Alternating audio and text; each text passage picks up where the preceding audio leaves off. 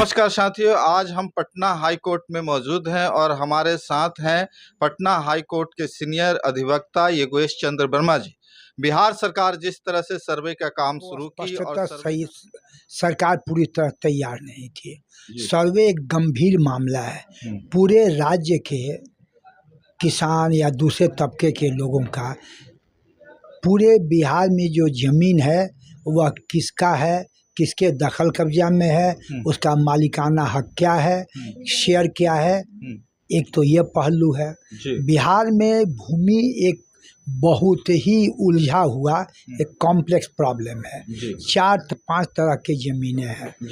शुरुआत से अगर किया जाए, अभी तक बिहार में 2 सर्वे हुआ है। एक हुआ था कैडेस्ट्रल सर्वे जो 2009 से लेके 20 के आसपास चला।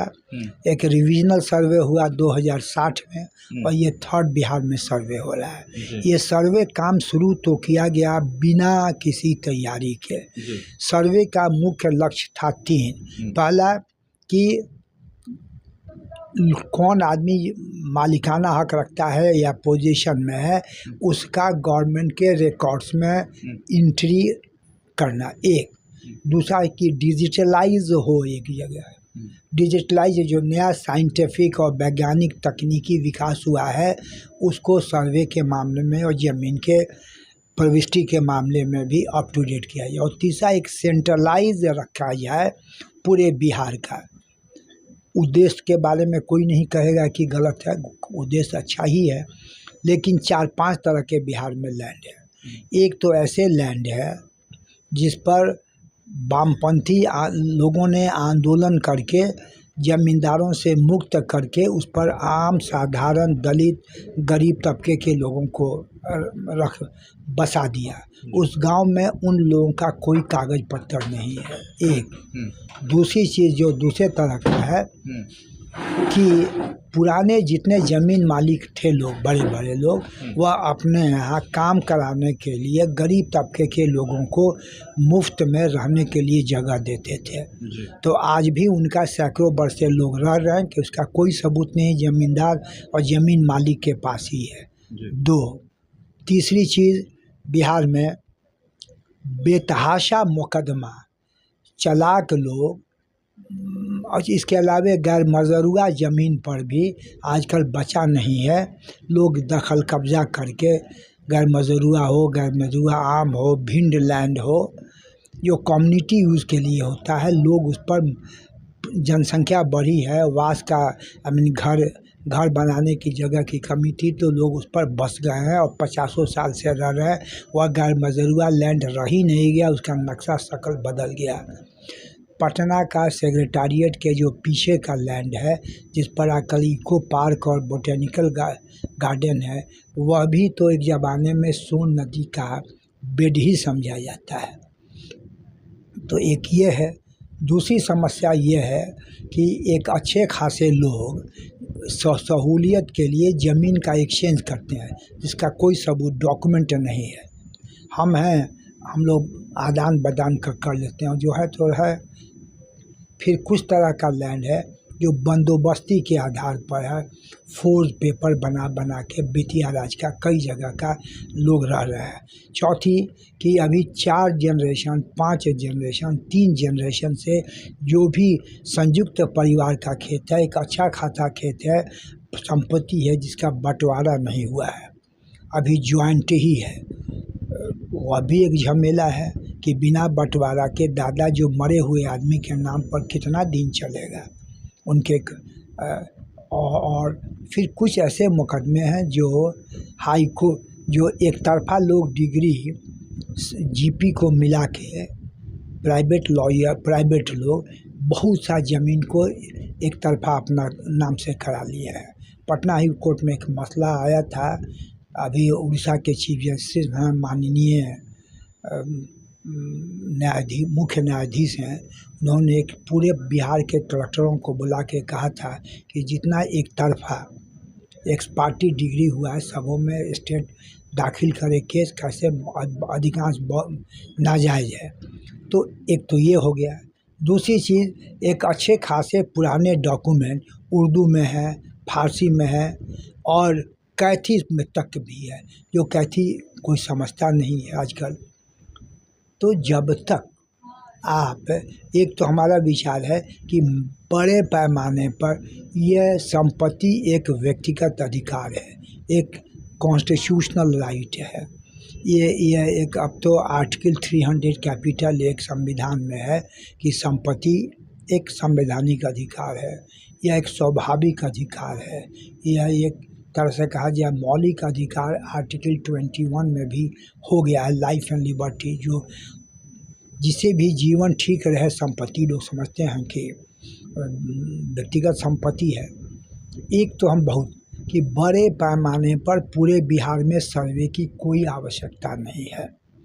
जो स्थिति है उसको, एक जो कहा जाता था कारण था कि बिहार में भूमि के चलते फौजदारी और दीवानी बहुत मुकदमे हैं, यह हो जाएगा तो कम होगा, यह सरासर गलत है। इस सर्वे के बाद और फौजदारी और दीवानी मामले बढ़ेंगे।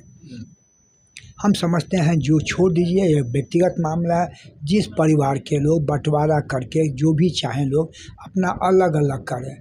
पूरे बिहार में एक बार करने से भयंकर आज स्थिति है कि पूरे बिहार में भय का वातावरण है। लोग डर रहे हैं दो कारणों से। एक तो अच्छे खासे लोग शहर में रहते हैं, उनके कुछ ही लोग गांव में रहते हैं, तो भाई भाई से डर रहा है कि भाई अपने नाम से कहीं नहीं करा ले, भतीजा नहीं करा ले, एक तो ये डर है। इसके अलावा भ्रष्टाचार इतना सर्वे अथॉरिटीज़ और ब्लॉक में है कि लोगों को डर है कि पैसे के बल पर लोग अपने नाम से करा लें, और इस तरह की बातें भी बड़े पैमाने पर।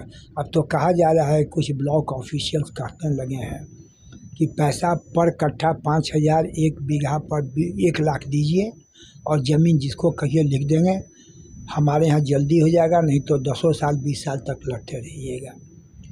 तो इन सब बातों को जो रिलेवेंट, जो आवश्यक चीज़ें हैं, बिना कुछ सोचे एक पॉलिटिकल नाराबाजी के रूप में सर्वे का काम बिहार में हुआ। इसके लिए जो तैयारी हुई, क्या बिहार गवर्नमेंट के आप चले जाए किसी ब्लॉक में, एक अच्छे खासे ब्लॉकों में जो वहाँ के कागजात हैं रेवेन्यूज़ के, जिसमें एंट्री है, म्यूटेशन हो, फटा हुआ है या ऐसे गायब है, जो जीवित लोग हैं उनका कोई वहाँ से कोई एंट्री ही नहीं है। तो पहले तो आपको अगर करना ही था तो सब तैयारी करके पूरा रिकॉर्ड आपके पास जितना बिहार में ज़मीन है सब अप टू डेट आप अपने करते, और तब लोगों को कहते कि आइए इसमें कुछ खामी है, गलती है तो आके बताइए, हम लोग सुधार करेंगे। दूसरी चीज़ है कि अभी तो सवाल हो रहा है कि न तो जो आपके पास उतना स्टाफ नहीं है और न तो सुपरविज़न और मॉनिटरिंग ठीक से हो रहा है, इसलिए करप्शन भी बड़े पैमाने पर है। और जो बड़े पैमाने पर शहर के लोग हैं भयभीत हैं, गवर्नमेंट को रोज़ हर दिन नया नया सर्कुलर होना पड़ता है। घबराइए मत, छुट्टी में हो, होली छठ में आइएगा तो अपना पेपर सब तैयार। एक और प्रॉब्लम है,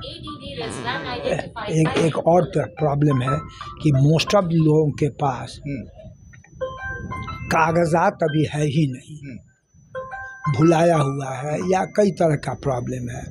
तो आप समय दीजिए, पूरा लोग कागज और सब कर ले तभी ना कुछ कर सकते हैं। जी सर, एक सवाल तो आप जो सवाल कहे, हम समझते हैं कि बिना तैयारी के उठाया गया सर्वे का कदम है, यह गलत है।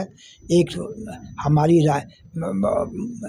तैयारी नहीं थी, आप रोज़ नया नया सर्कुलर निकाल रहे हैं, यही दिखलाता कि आपकी तैयारी नहीं है। जी। तो राज्य सरकार द्वारा कोई भी भूमि से संबंधित बड़ा कदम उठाए बिना तैयारी किए, अनप्रिपेयर्ड, लोगों को भयभीत कर देने वाला यह कदम है और यह नहीं उठाना चाहिए। और हम व्यक्तिगत इस व्यू के भी हैं कि संपत्ति एक प्राइवेट राइट है जी।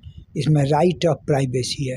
क्यों हमारा कितना ज़मीन है, हमको कितना ज़मीन है, ये हम केंद्र स्टेट में एक जगह सब डॉक्यूमेंट को इकट्ठा हो, हमारा राइट ऑफ प्राइवेसी आप जान जाइएगा तो बहुत झमेला होता है जी। कई तरह की समस्याएं होंगी। इसलिए जिस तरह का और जो निजता का अधिकार है, उसी तरह संपत्ति का अधिकार है। आप लोगों को कर दीजिए कि आप अपना ब्लॉक में जो अथॉरिटी है वहाँ जाके देखिए, सुधार कराइए, और अगर बहुत सुधार नहीं कीजिएगा तो प्रॉब्लम होगा।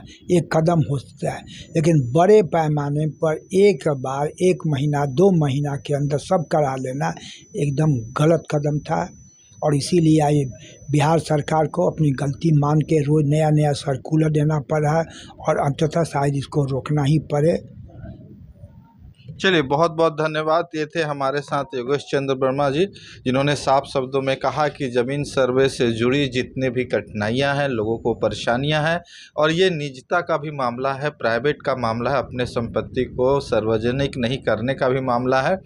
बाकी आप वीडियो देखिए, और वीडियो में जो भी बातें आपको लगी जो कमेंट करके ज़रूर बताएं, और ज़रूर इसको आगे तक बढ़ाएं ताकि सरकार के कानों तक ये बात पहुंच सके। बहुत बहुत धन्यवाद। बेनिफिट टीवी का वीडियो आपको पसंद आया तो चैनल को सब्सक्राइब करें और वीडियो को लाइक करें। ज़्यादा से ज़्यादा लोगों तक वीडियो को शेयर करें।